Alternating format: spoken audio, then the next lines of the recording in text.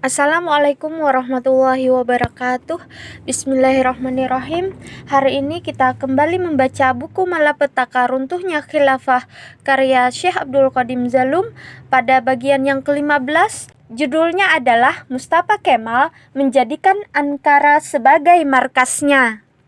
Setelah mencapai kemenangan, Mustafa Kemal sekali lagi mencoba merebut kekuasaan melalui jalur konstitusional, yaitu melalui parlemen.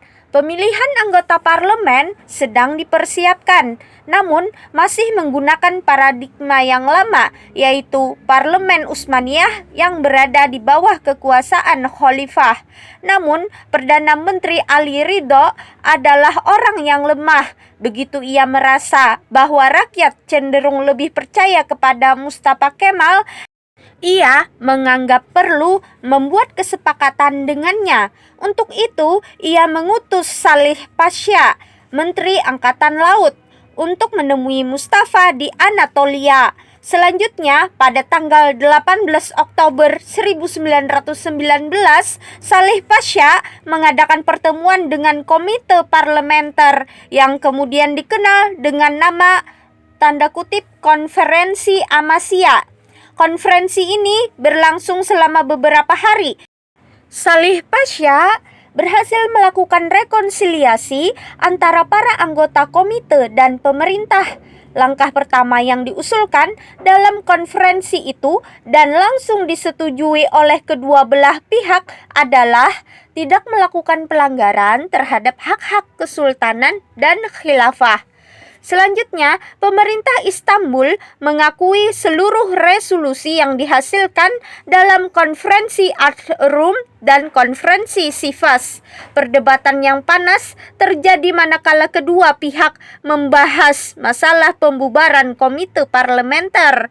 Namun, setelah perdebatan yang panjang, diputuskan untuk menunda masalah tersebut sampai para anggota parlemen yang baru mengadakan pertemuan untuk menentukannya. Selanjutnya, Mustafa Kemal pindah ke Ankara untuk bertempat tinggal di sana dan menjadikan kota itu sebagai pusat pergerakannya. Berbagai persiapan dilakukan penduduk Ankara untuk menyambut kedatangannya.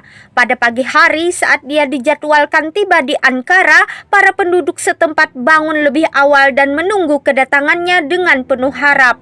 Para petani meninggalkan sawahnya untuk ikut ambil bagian dalam acara penyambutan.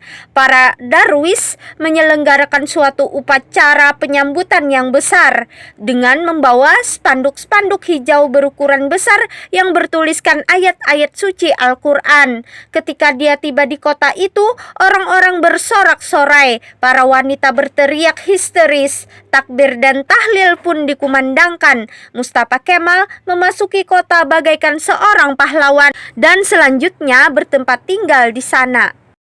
Pemilihan umum berlangsung.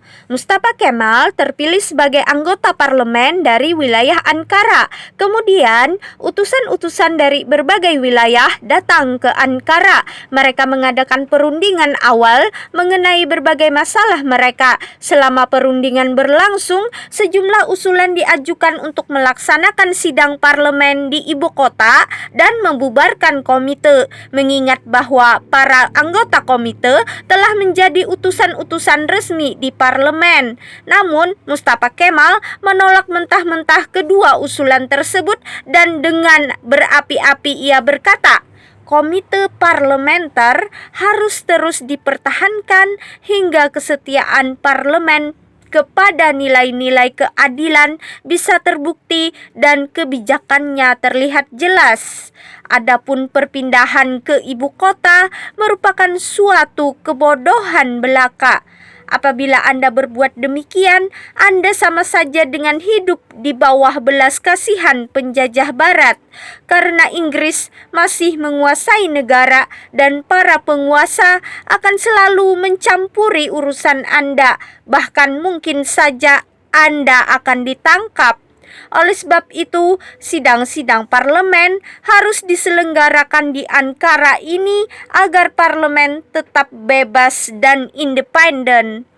Meskipun demikian, seluruh utusan sepakat bahwa peresmian parlemen harus diadakan di Istanbul di gedung parlemen, sehingga mereka resmi di bawah kekuasaan pimpinan negara Sultan Wahiduddin, khalifah atas seluruh kaum muslimin. Atas kesepakatan ini, Mustafa Kemal terpaksa diam dan menyetujuinya. Namun, dia sendiri tidak berangkat ke Istanbul dan tetap tinggal di Ankara. Sebelum itu, Mustafa mengadakan perundingan awal dengan para utusan dari wilayah Ankara dan memberikan sejumlah instruksi penting. Di antaranya, meminta mereka untuk memilihnya menjadi ketua parlemen. Pada tanggal 11 November 1919, parlemen diresmikan dengan pidato dari Sultan dan kemudian dilakukan pemilihan ketua parlemen. Para utusan menolak memilih Mustafa dan justru memilih Rauf Beg sebagai ketua parlemen. Kemudian, pada tanggal 28 Januari 1920, parlemen mengesahkan piagam nasional yang dikenal dengan nama Piagam Mili, yang mengukuhkan resolusi yang dihasilkan dari konferensi Arturum dan Sivas.